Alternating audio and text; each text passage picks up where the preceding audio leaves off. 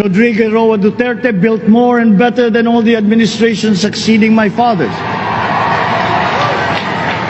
Nagpapasalamat din kami kay Pangulong Duterte sa kanyang tuluyan at matibay na suporta sa karapatan nga ng aking ama na mailibing sa libingan ng mga bayani. Yan kasi noong nakikinabang ka pa lang, todo puri ka. No, grabe yung pinupuri mo, sinabi mo pa na nalampasan ba yung tatay mo. Tapos yung napakinabangan mo na, no, kasi nga manggagamit kayo.